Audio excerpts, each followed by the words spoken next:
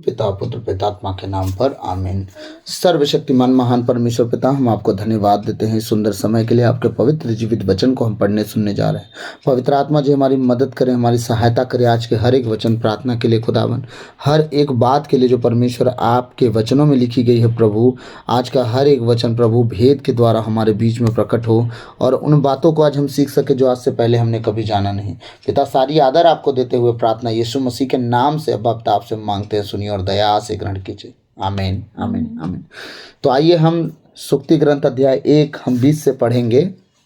20 से जहाँ तक जाएगा देखेंगे, नहीं तो फिर नेक्स्ट दूसरे सब्जेक्ट पे देख लेंगे। हालेलुया। तो वचन कहता है सुक्ति ग्रंथ अध्याय 1 पद संख्या 20 में, प्रज्ञा सड़कों पर उच्च स्वर से पुकार रही है, उसकी आवाज़ चौकों में गूंज रही है। वह भीड़ भरी सड़कों पर पुकार लगा रही है, वह नगर के फाटकों पर अपना संदेश सुनाती है। अज्ञानियों, तुम कब तक मूर्खता पसंद करोगे? ठीक है। उपहासक कब तक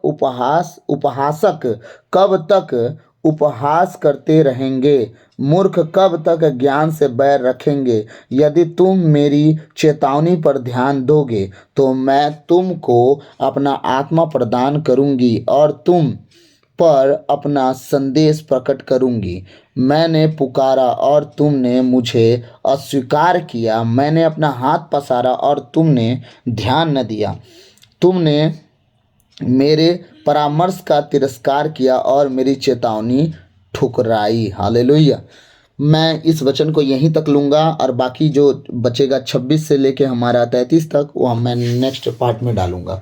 तो आज इस वचन को हम देखेंगे। हम बुद्धि के विषय में बात कर रहे हैं क्योंकि ये बुद्धि की आत्मा जो है परमेश्वर की ओर से जो आती है, वो प्रज्ञा की आत्मा जो सुलेमान को मिली थी वो परमेश्वर की ओर से आती है। वही हम सबसे सवाल कर रहा है कि देखिए, एक बात बता दे रहा हूँ, पूरे लोगों को समझा दे रहा हूं कि बाइबल किस तरह समझना है। अगर आपको बाइबल की आशीषें चाहिए तो किस तरह मिलेगी मैं बता दूं।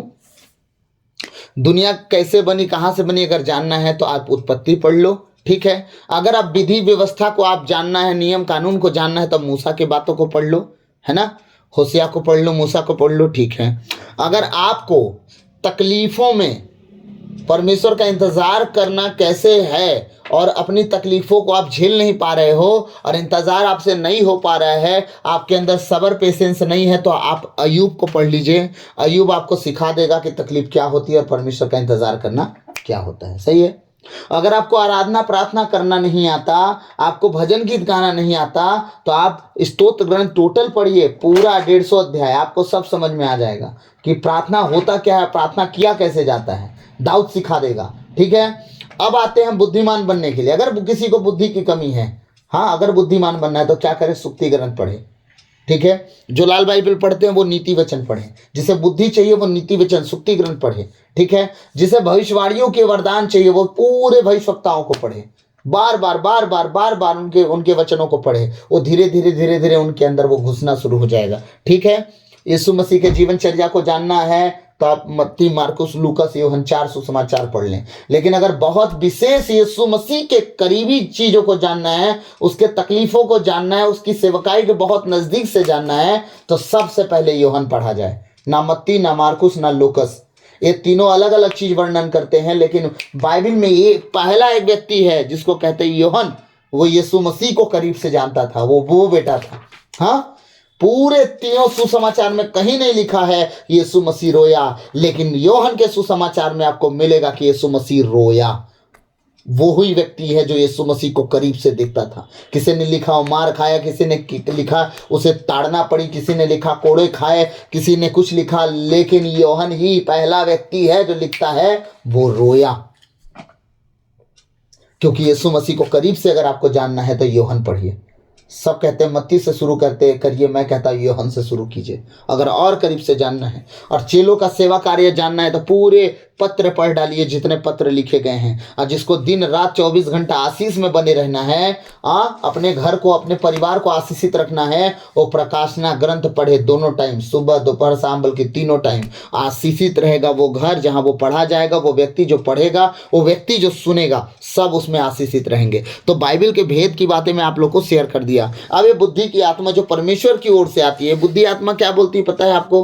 प्रज्ञा की आत्मा कहती है आरंभ ही से मैं रचयिता के साथ थी, परमेश्वर के साथ थी। जब उसने पृथ्वी की नींव तक नहीं डाला था, पृथ्वी पर नींव तक नहीं डाला था, उसने जब धूलि का परमाणु तक नहीं बनाया था, तब ही से मैं परमेश्वर के साथ थी। ये कौन बोल रहा है? प्रज्ञा। ठीक है, अब यही प्रज्ञा हमसे कुछ बात करना चाह रहा है। तो प्लीज आज अपने दिल को थाम के रखें कि वो हमसे क्या बात करना चाहता है, और उस प्रज्ञा के पीछे हम चल रहे हैं नहीं चल रहे हैं, ये हम अपने आप को जांच लेंगे थोड़ा सा आज के वचन के द्वारा। और दूसरा भाग शायद मैं संडे या मंडे को भेज सकूं, क्योंकि कल दूसरा वचन हमारा रहेगा। कल मेरा प्रेयर है, तो मैं सोच रहा हूं उस प्रेयर के बीच से ही आप लोग को कुछ वचन डाल दूं। ठीक है, तो सैटरडे या संडे को ही ये दूसरा भाग इसका डालूंगा। तो ध्यान से सुनिएगा। प्रज्ञा सड़कों पर उच्च स्वर से पुकार रही है, उसकी आवाज चौकों में गूंज रही है। अब मैं आप सबसे एक बात कहूं, निर्बुद्धियों को क्या चौकों में कोई सराहना देता है? जो निरामूर्ख होते हैं उन्हें कोई नमस्कार करता है, कोई बुलाता है अपने पास? नहीं ना। लेकिन जितने बुद्धिमान होते हैं, जितने बढ़ते जाते हैं बुद्धिमान लोग, ज्ञानवान लोग, ठीक है, उनका रिस्पेक्ट भी बढ़ते जाता है। अभी हमारे कुछ उच्च नेता लोग आ जाएं, फिर देखिए चौक में कैसे भीड़ लगती है, कौन आया है, फलाना नेता आए हैं। कुछ समझ पा रहे हैं? वो बुद्धि है तब तो वो कानून व्यवस्था को भी नीचे रखते हैं। वो लोग इतना ऊपर है, पढ़े नहीं हैं। पढ़ लिख के बुद्धि नहीं आती भाई पढ़ लिख के बुद्धि आती तो इंजीनियर लोग काहे बेचारे घिसते रहते, हाँ, नौकरी के पीछे बेचारे अपना दिमाग लगाते रहते। बुद्धि परमेश्वर देते हैं, प्रज्ञा जो है परमेश्वर की ओर से मिलती है। ठीक, परमेश्वर का वचन तक कहता है कि बुद्धि के कारण बहुत से राजा राज्य जीत गए सिर्फ मंत्रियों की वजह से, क्योंकि मंत्रियों के अंदर बुद्धि पाई जाती, तब राजा मंत्री रखा करते हैं, है ना। तो आप इन बातों को समझना। प्रज्ञा सड़कों पर उच्च स्वर से पुकार रही है, उच्च स्वर से, कि कोई तो आओ। हाँ, प्रचारक खड़ा कहां होता है? भीड़ में होता है ना।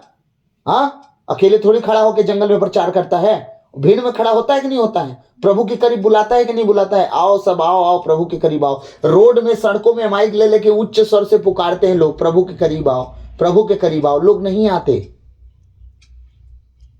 बहुत से प्रचारक लड़के हैं, यूथ लड़के, जो पूरे चौक में खड़े होकर प्रचार करते हैं, मन फिरा लो, पश्चाताप कर लो, परमेश्वर का दिन निकट आ गया है, नहीं तो एक दिन बहुत बुरा दिन आएगा, उस दिन को तुम बर्दाश्त नहीं कर पाओगे।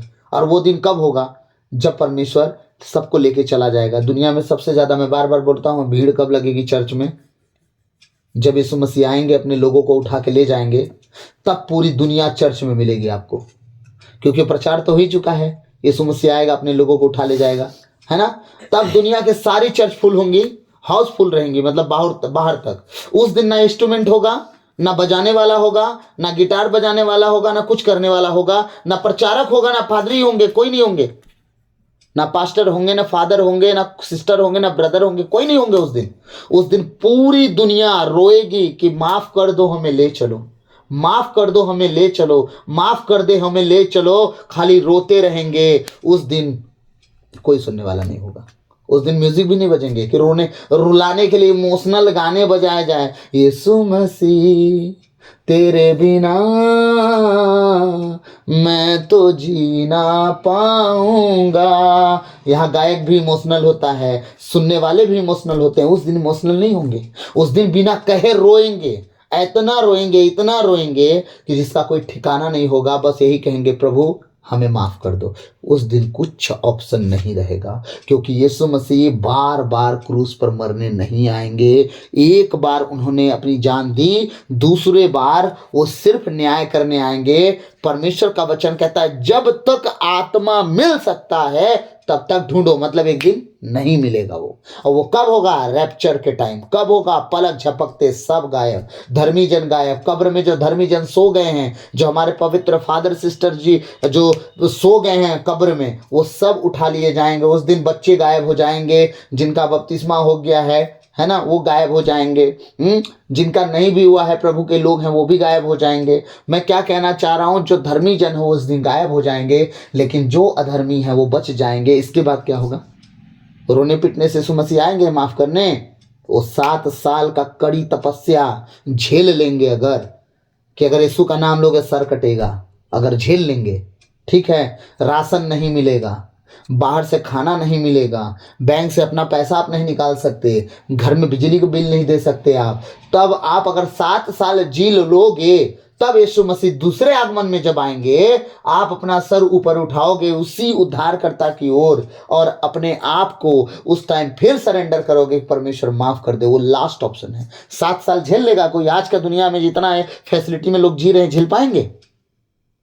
आपको क्या लगता है, झेल पाएंगे? एक मच्छर घर में घुसता है, अलाउट लेके कूद जाते हैं, बड़ी बड़ी अगरबत्ती जला के कूद जाती हैं, दागने उसके पीछे से, दाग दो आने ना पाए। आपको क्या लगता है जंगल में झाड़ी में काट पाएंगे दिन? हाँ, यही सब बातें हैं। इसीलिए मैं बार बार 3 साल से लगातार बोलते आ रहा हूं, ऐसा जीवन जियो कि आज ही रात यीशु मसीह ले जाए। अगर वो आए तो आपको डर ना लगे कि यीशु मसीह आएगा, क्या पता मेरे पाप बाकी तो नहीं है। ऐसा जीवन जियो कि आज का दिन आखिरी है। ऐसा जीवन जियो कि ये 2025 ही जो चल रहा है, 2030 के अंदर बहुत घटना घटने वाली है। मैं आज सबके सामने बोल रहा हूँ, ऑनलाइन बोल रहा हूँ, 2030 के अंदर इतनी तबाहियां मचने वाली हैं इसी दुनिया में, इसी पूरी वर्ल्ड की बात कर रहा हूँ मैं। 2030 के अंदर जितने पाप बढ़ रहे हैं उतनी तेजी से सर्वनाश भी उनके करीब आ रहा है। और ये 2030 के अंदर इतनी बड़ी बड़ी घटनाएं घट रही हैं, मैं आपको बता नहीं सकता कि क्या क्या घटने वाले हैं। 30 के अंदर वो कहाँ कहाँ सूखा अकाल देखना पड़ जाएगा, कितनी नदियां समुद्र सूखने वाले हैं, और कितना भयंकर बाढ़ आने वाला है, इसका कोई अनुमान नहीं लगा सकता। मैं 3 साल से लगातार आपको बताते आ रहा हूं, हर साल बाढ़ की संख्या बढ़ेगी, लेकिन जमीन का पानी घटते जाएगा। हो रहा है नहीं हो रहा है? पानी का लेवल घट रहा है कि नहीं घट रहा है? समुद्र का लेवल बढ़ रहा है कि नहीं? तुरंत बाढ़ आता है, तुरंत शहर में घुस जाता है। हाँ, घुस रहा है कि नहीं घुस रहा है? शहर के शहर डूब रहे हैं कि नहीं डूब रहे हैं? पहले कोई शहर डूबते थे, अब लगभग शहर डूब रहे हैं।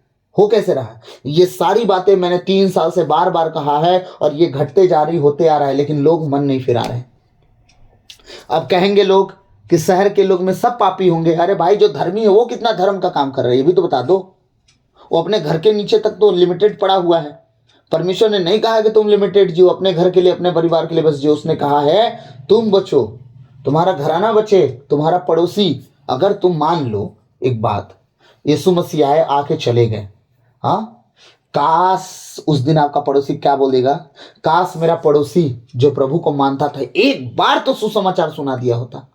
काश जिस राशन दुकान से तुम राशन लाते थे वो कह देता कि वो हमारे पास राशन लेने आया करता था, काश एक बार मेरे को सुसमाचार सुना देता। हाँ, जिसके साथ हम उठते बैठते हैं वो कह दे, अब हम हमारा मान लीजिए हम उठा लिए जाए, और उस दिन वो कहे कि काश हमें एक दिन वो सुसमाचार सुनाया होता। लेकिन ऐसा काश तो होगा नहीं उस दिन। ये सारी बातें हमारी जिम्मेदारी है। तुम क्या करो? वचन सुनाओ, प्रभु के लोगों को मन फिराव के लिए वचन सुनाओ, परमेश्वर का वचन सुनाओ, उन्हें बताओ। लेकिन एक दिन ऐसा आएगा कि कोई अवसर नहीं पाएंगे। आपका काम है, इसलिए मैं आप सबसे बोलता हूं, एक बार अगर जो आपके करीब आ रहा है, एक बार उसे प्रभु का संदेश दिल में डाल दो। माने ना माने उसकी मर्जी, उसके पीछे मत पड़ो, पीछे नहीं पड़ना है। उसकी जिंदगी वो तय करेगा, आपका काम था बता देना, बात खत्म। इसीलिए लास्ट टाइम मैं घर में बाइबल तक छोड़ के आ गया। अब आपकी जिंदगी आप तय करो। अगर आप बचोगे तो, नहीं बचोगे तो मेरी जिम्मेदारी खत्म। मैंने प्रभु को ही आपके घर में रख के आ गया, मैं अपने परिवार के हाथ में दे के आ गया। ठीक, पूरी की पूरी संपूर्ण बाइबल, उद्धार का पुस्तक ही दे के आ गया। वो सुने ना सुने, चले ना चले, उनकी इच्छा। ठीक है, लेकिन ये जो दिन परमेश्वर अपने वचनों में लिख के रखा है कि जो आने वाले दिन हैं, कितने कष्ट भरे दिन हैं, वो दिन देखना सबको पड़ेगा। फिर जब तक हमारे प्रभु के लोग बड़ी दीनता और नम्रता से दुआओं में थे, भारत फल फूल रहा था, इन विपत्तियों को देख नहीं रहा था। और जब हमारे प्रभु के लोग प्रार्थनाओं से भागना शुरू कर दिए, विशेषकर हमारी कैथोलिक कलीसिया भागना शुरू कर दी, मैं बता रहा हूं, बुरा लगेगा तो अच्छी बात है, कम से कम प्रार्थना तो करेंगे। जब से ये भागना शुरू कर दिए, तब से और बुरी हालत हो गई है। बच्चे किसी की सुन नहीं रहे हैं, माँ बाप प्रार्थना में नहीं है, आने वाली पीढ़ी का क्या? आने वाली विपत्ति का कैसे सामना करेंगे? सब तो गांव छोड़ के शहर आ गए हैं। खाना शहर में नहीं मिलता, खाना गांव से आता है, गांव में करने वाला कोई बचा ही नहीं। हाँ, इन विपत्तियों का सामना कैसे करेंगे वो? आने वाले समय में जब अकाल पड़ेगा, फूड की कमी होगी, तब वो जो बैंक में रखे हुए पैसे, वो पैसे तक उन्हें नहीं मिलेंगे खाना खरीदने के लिए। और उस दिन खाने के पैसे का मोल तक खत्म हो जाएगा। आज 1,000 रुपए का मोल है, उस दिन वो 1 किलो राशन खरीदने के लिए 1,000 का वैल्यू नहीं होगा, क्योंकि आटा तक 1,200 रुपए किलो बिक चुका है पाकिस्तान में। यही बात मैं कल बता रहा था। ठीक है, तो पैसों का वैल्यू तक गिर जाएगा, इतना बुरा गिरेगा उस दिन, क्या करेंगे? इसीलिए मैं सबसे विनती करता हूं, अपने आप को इतना शहरी मत बना लो कि एक दिन आपको ना सांस लेने में दम घुटने लगे। हालेलुया। तो प्रभु का वचन कहता है, प्रज्ञा सड़कों पर उच्च स्वर से पुकार रही है, उसकी आवाज चौकों में गूंज रही है। कहां नहीं प्रभु के लोग हैं जो प्रभु का सुसमाचार बांट रहे हैं? लोग सुनना ही नहीं चाहते। हाँ, वो बुला बुला के परमेश्वर के पास लेके लोगों को खड़ा कर रहे हैं कि आ जाओ, तुम आओ, अपने घर घराने को लेके आओ। प्रभु का सुसमाचार, प्रज्ञा की बातें ऐसे हो रही है सड़कों पे, चौकों पे, कहां कहां, हर शहर में, हर गली में चर्च मिलेगा आपको। हाँ, प्रभु का संदेश देने के लिए, चाहे रोमन हो, प्रोटेस्टेंट हो, पेंटिकोस्टल हो, कुछ भी हो, है तो प्रभु का ना। कोई भी चर्च हो, है तो प्रभु का संदेश बांटता हुआ ना। ठीक है।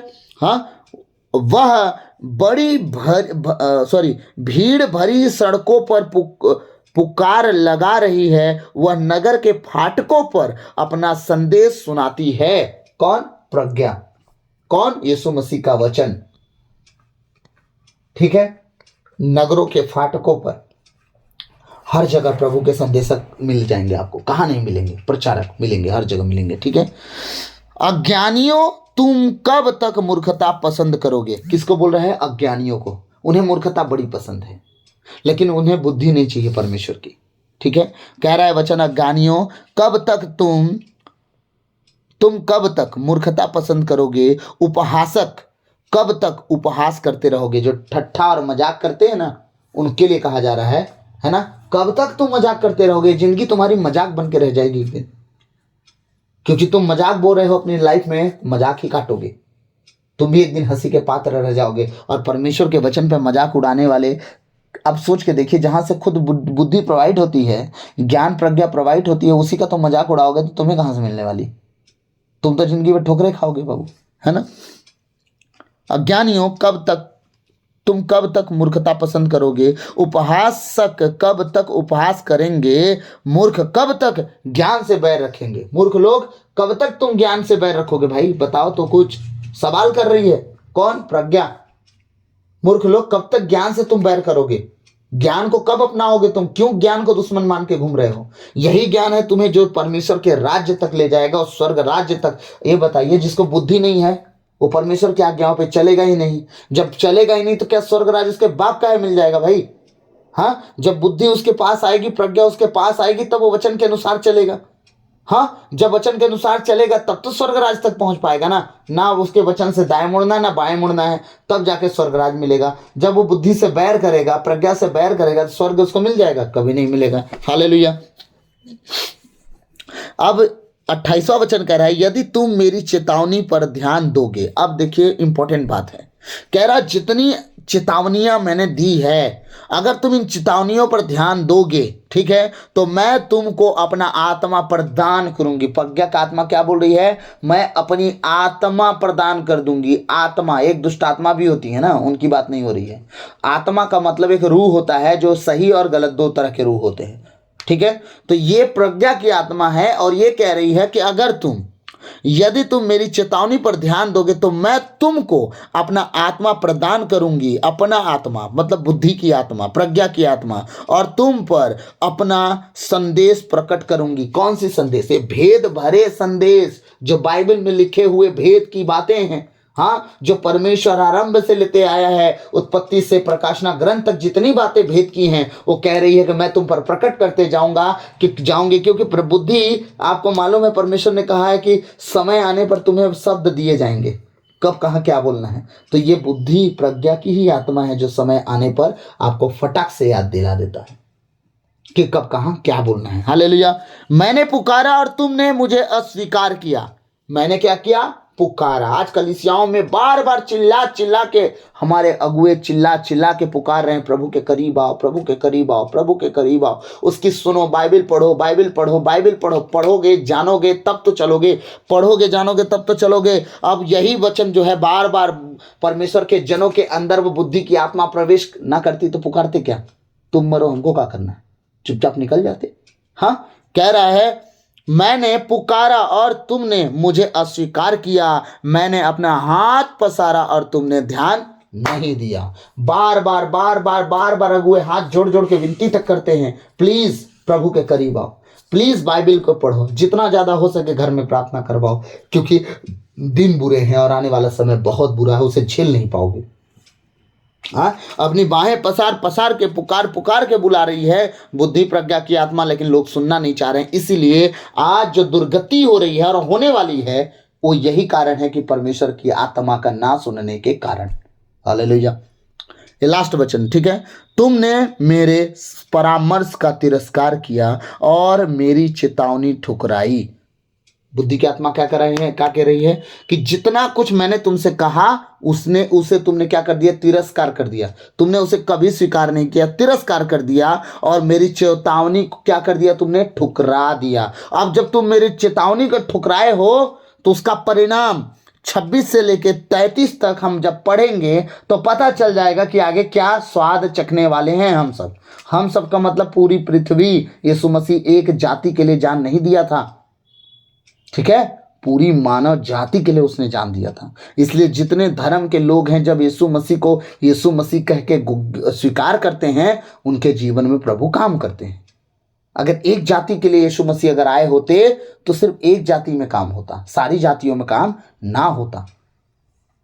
उसके सेवक इतने इतने जाति के लोग ना होते, अलग अलग जाति के लोग अब बड़े बड़े काम कर रहे हैं। हाँ, अगर एक जाति का लोग होता तो सिर्फ एक जाति का लोग ना वहां का अगुआ होता, लेकिन यहां परमेश्वर उस हर जाति को अगुआ बना दिया है जो उसके पीछे चलता है। बड़े बड़े चीन अद्भुत काम, लगड़े चल रहे हैं, मुर्दे जी रहे हैं, अंधे देख रहे हैं, बहरे सुन रहे हैं। हाँ, परमेश्वर का धन्यवाद हो कि एक गूंगा मेरे द्वारा भी परमेश्वर बुलवाया। परमेश्वर का धन्यवाद हो कि कुछ आंख से जो नहीं देख पा रहे थे उन्हें भी दिखवा दिया। परमेश्वर का धन्यवाद हो कि कुछ बीमारों को परमेश्वर मेरे द्वारा भी चंगा करवाया। परमेश्वर का धन्यवाद हो कि कुछ कैंसर पीड़ित लोग ठीक हुए। परमेश्वर का धन्यवाद हो कि कुछ लकवाग्रस्त लोग ठीक हुए। तो परमेश्वर का लाखों लाख धन्यवाद हो कि इतनी बड़ी बड़ी बीमारियां परमेश्वर ठीक करवाया। तो कौन हूं मैं भी तो गैर जाति से हूं, लेकिन परमेश्वर के काम में मैं लगा, उसके वचनों में लगा, उसके वचन से न दाएं मुड़ा न बाएं मुड़ा, बस चलता रहा, गिरता रहा, ठोकर खाता रहा लेकिन उठ खड़ा हुआ, चलता रहा, लड़बड़ाता रहा लेकिन उठ खड़ा हुआ, और चलता रहा चलता रहा चलता रहा। तो परमेश्वर भी देखा होगा मुझे, मेरे उस मेहनत को देखा हुआ, क्योंकि हृदय में जो बसा हुआ परमेश्वर है वो हमारे हृदय के कोने कोने को दीपक की तरह जांच लेता है कि हम कैसे हैं भीतर से। जब वो भीतर से जांच लेता है तब आशीषों को प्रोवाइड करता है, देता है, और हम क्या करते हैं, काम कर पाते हैं। तो हम परमेश्वर भी स्वयं प्रकट होकर काम नहीं करते, वो एक बॉडी चुनते हैं, एक व्यक्ति चुनते हैं। उसने इसीलिए पहले से वादा कर दिया है कि तुम्हारी देह ही मेरा मंदिर है। तो जब हम इस मंदिर को साफ सुथरा कर लेते हैं तब परमेश्वर अपनी आत्मा के द्वारा वो काम शुरू कर देता है। तो आज जितने लोग अपने आप को पाक पवित्र नम्र और दीन अगर बना के चलते हैं और प्रभु से कहते हैं प्रभु हम तेरा सेवा करना चाहते हैं, मैं तो कहा भी नहीं था प्रभु मुझे सेवा करना है तेरा, बस प्रभु कान पकड़ के ले आया मेरे को, मैं तो चुपचाप पीछे पीछे चलने वाला व्यक्ति। तो जिस दिन आप पूरी रीति से प्रभु के वचन में एकदम लग जाओगे और अच्छे आराधक बन जाओगे, अच्छे आराधक, मैं बता रहा हूं, अगर आपको तेजी से उठना है, ग्रो करना है, एक बेस्ट आराधक बन जाओ, बस मैं बता रहा हूं, एक अच्छे आराधक बन जाओ, प्रभु के नाम की महिमा के लिए एक धुन में गीत गाने वाले बन जाओ। परमेश्वर ऐसे ऐसे रास्ते खोलना शुरू कर देगा। मैं सच कह रहा हूं सबके सामने, ऐसे ऐसे रास्ते खोलना शुरू कर देगा कि आपने कभी सोचा नहीं होगा। मेरे रास्ते खुल गए, मेरा ये रुका काम खुल गया, मेरा ये रुका हुआ काम खुल गया, आप कभी सोचे भी नहीं होगा। अच्छे आराधक बस बन जाओ। आमीन। तो प्रभु आज के इन वचनों के द्वारा हम सबको बहुत से आशीष दे। आमीन। और 26 से लेकर 33 तक हम जरूर देखेंगे नेक्स्ट टाइम, चाहे वो कल हो चाहे परसों हो, लेकिन देखेंगे। God bless you all. आप सब बहुत आशीषित हों और आप बचे, आपका घराना बचाया जाए यीशु मसीह के नाम से। और कमेंट में सब लिखेंगे हम और हमारा परिवार आशीषित है। आमीन। क्रूस का चिन्ह पिता पुत्र पवित्र आत्मा के नाम पर। आमीन।